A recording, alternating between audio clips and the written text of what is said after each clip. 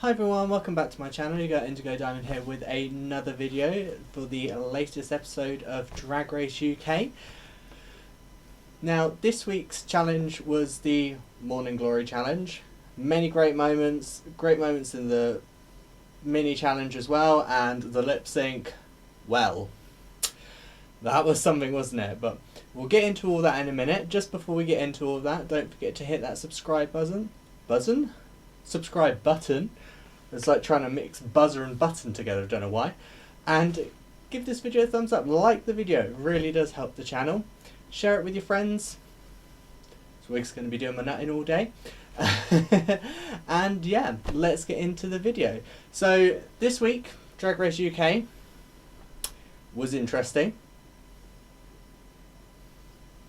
So, mini challenge, I can't quite remember what it was. It was like being comical with cakes.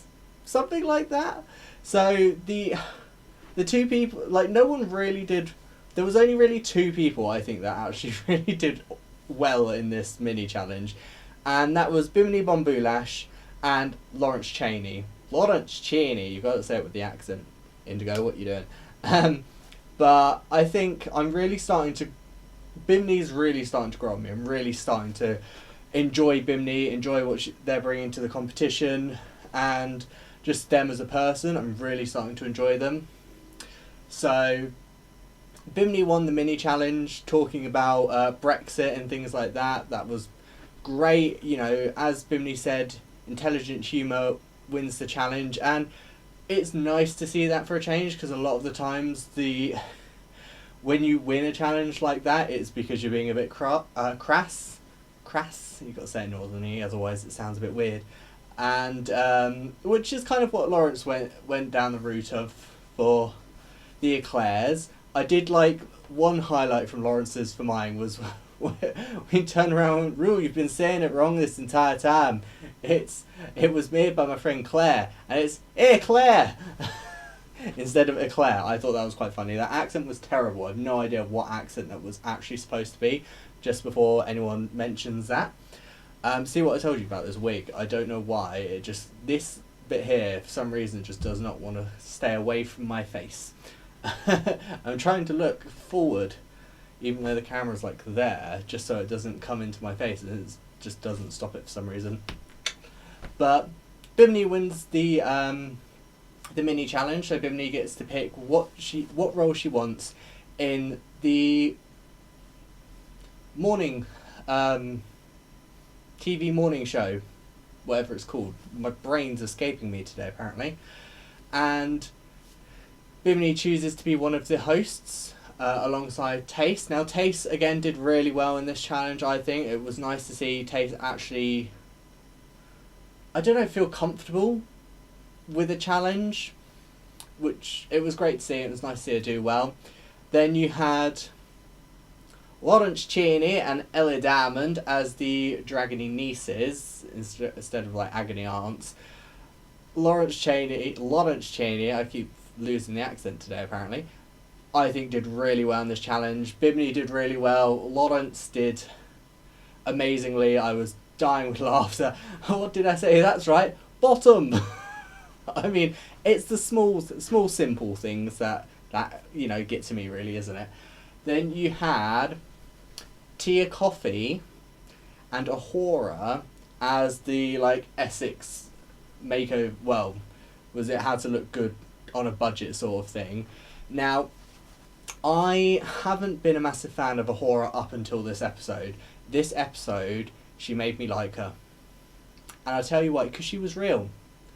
You know, she took the time to get to know Tia Coffee rather than just focusing on how she looks and stuff like that. You know, they talked it through with each other, and I really appreciated what Ahura said. The fact that she was talking about how she'd built up this wall, she'd never really been able to talk to drag queens or anything, and I felt for her, and it was that moment where it's like, I understand why you're the way you are now. It makes sense, and I like the fact that she was able to be that vulnerable and essentially sort of like mend her relationship with Tia, because I really love Tia Coffee, and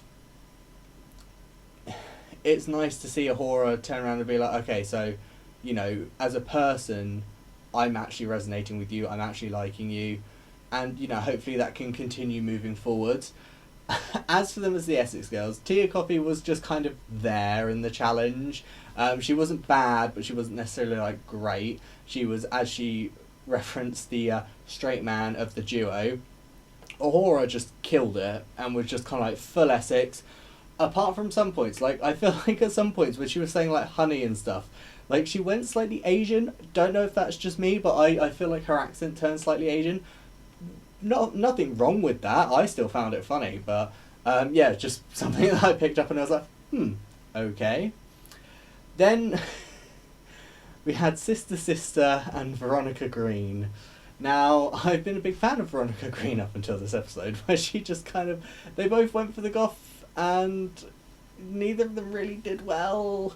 Veronica tried and failed. Sister didn't even seem like she tried. She was just sort of there, just completely disconnected. And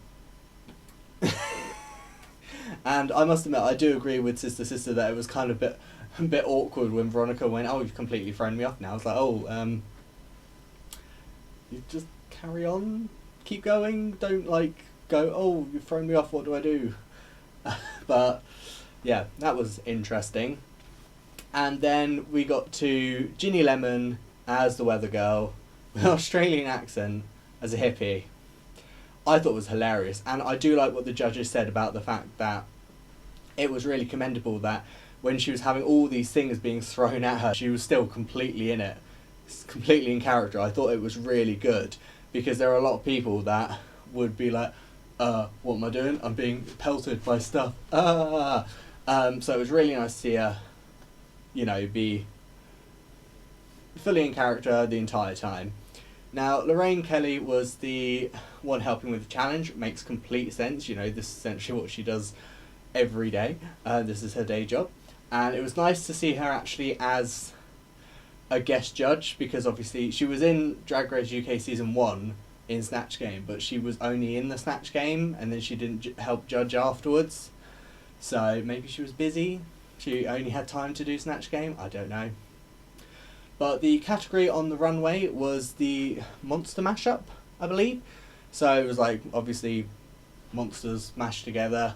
There were a few interesting ones. I quite liked Veronica Green's look. She had the Medusa head, Medusa hair, but her face was like a pig face. So that was interesting. I liked Sisters, so it was essentially like a werewolf and a mummy fused together.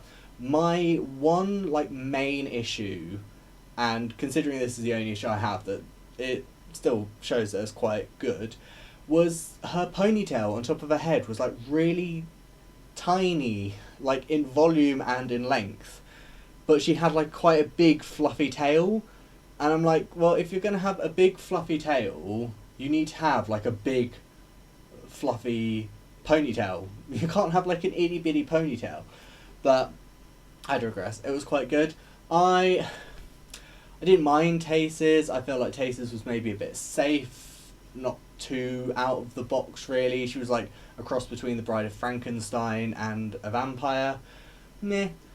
Ginny Lemons was alright. She was like, you know, radioactive and that. It was, I feel, different for Ginny, which was nice, but it was still a bit eh. Ahura's, I do agree with the judges. When she first came out, I looked at her and was just like, you're too pretty. And then it got to the end and she took her wig off and she had her brain out. And I was like, that's better, but I just wish you could have like let go more on that. Like, I wish you could have gone maybe a bit, I mean, not necessarily ugly, but just like more monstery than you were. Just me. Who else was on the runway? Tia Coffees. I love Tia Coffee. She was like a sort of like Egyptian zombie sort of thing. That was really, really good. I think it's the best she's looked on the show so far. And I don't think it looked cheap or basic at all, which was really, really nice to see. Lawrence Cheney went for sort of like a leather face sort of thing, which was really quite good. I like the fact that she had like body parts just all over. She had a face that had makeup on it, on her arm. Ellie Diamond kind of went for a werewolfy sort of thing. It was alright. My problem was I kind of looked at it and went, wait, haven't we seen this sort of silhouette before? Because she had like the chaps on. I was just kind of like, I feel like we've seen this a few times. I'm kind of bored of it at this point. Who am I missing? I feel like I'm missing people. Veronica Green, Tace, Ellie Diamond, Lawrence Cheney, Bimini Bombulash. Like the concept, she was essentially a devil Playboy bunny. But I agree with Michelle, there were, like, the hair was a bit messy, you know, I feel like she could have done more on her face, like more prosthetics, because all she really did was, like, the forehead bit, which was good. I mean, don't get me wrong, it still looked really great. It was a great concept. I just feel like it could have been executed that much better. And I feel like that, unfortunately, is maybe what let the win slip away from her. And the same with Ahura. If Ahura's runway had been stronger, I think it would have been a really close call between the three of them. Lawrence Cheney, Ahura, and Bimini Bombulash. But, you know, unfortunately, that is the way the cookie crumbles. You know, you can't always be so prepared for things. But the most awkward moment, I think, of the episode was when Rue walked around the workroom, was talking to all the girls, and got up to Lawrence Cheney and Ellie Diamond and was just kind of like, Lawrence Cheney! And Ellie Diamond turned around and went, why didn't you say that for me? And it's like, oh, you've made Rue feel uncomfortable. And me watching feel uncomfortable. It's like, chill out. It's like, you know, Rue will come up with a nickname for you at some point, I'm sure. It's just not as obvious as Lawrence Cheney. And the thing is, like, Ellie Diamond doesn't sound as good as Lawrence Cheney. So, you know, just chill out. If Rue doesn't have a nickname for you, it's okay. You know, doesn't have to have a nickname for everyone. It's all good. But Lawrence Cheney wins her second Repeater badge, which means she's now moved up to the top slot because she has 2 points. We've got Veronica Green still in second place because she didn't end up in the bottom 2, so she's still got her 1+1. Bottom 2 was Ginny Lemon and Sister Sister. I do agree with this. I feel like, well, I don't know.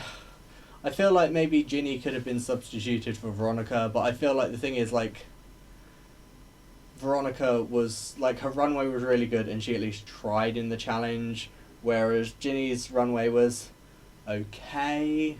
And then they were saying about how in the challenge she was just a bit manic and all one note, and I was like, yeah, I can kind of see that. So the music starts and Ginny walks off and doesn't come back.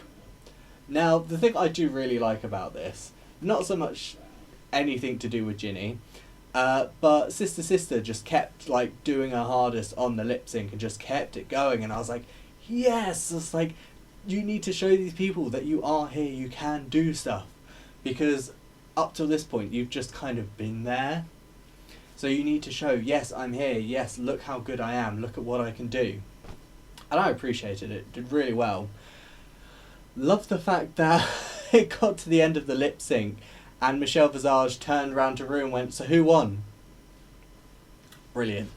But, I mean, you know, Ginny did say, she was like, you know, I was just kind of done, you know, I'm not really a competition person, you know, and I really like Sister Sister, I didn't want to go up against her. That's fair. I mean, sometimes, I'm going to quote Ben de la Creme here, you know, sometimes you're just done. You know, and that's okay. But next week's going to be interesting on Drag Race UK because we start the episode with the Queens coming in and being told that, you know, the COVID situation's gotten too much and they have to stop filming immediately, everything like that. I've heard that there's supposed to be 2 episodes next week, so if there are 2 episodes, like on Thursday, what I'll do is next week I'll just combine them into one whole review, because I don't know, If I'm going to be like because I want them to like sort of both come out at the same time. It seems pointless to have two videos when I can just make one sort of longer one. But we'll see what happens. It might not even be the case. It might just be rumours, but we will see. But, you know, unfortunately, for now, we have to say goodbye to Ginny Lemon. Told you this hair is going to be doing my nutting the entire time. And, yeah, we will see what happens next week. I am still firmly Team Lawrence Chaney for the win. I still, you know, she's now pulled into lead anyway. But for me, she's the one I want to see go all the way. She's the one I want to see win at this point. Let me know in the comment section below, who are you rooting for? You know, are you sad to see Ginny go? Are you happy to see, you know, that Sister stayed? Who are you rooting for? Let me know in the comment section below. While you're down there, don't forget to like the video and hit that subscribe button, you know. Get to see more of me being me. But until then, I will see you guys next time. This is Indigo Diamond signing off. See ya!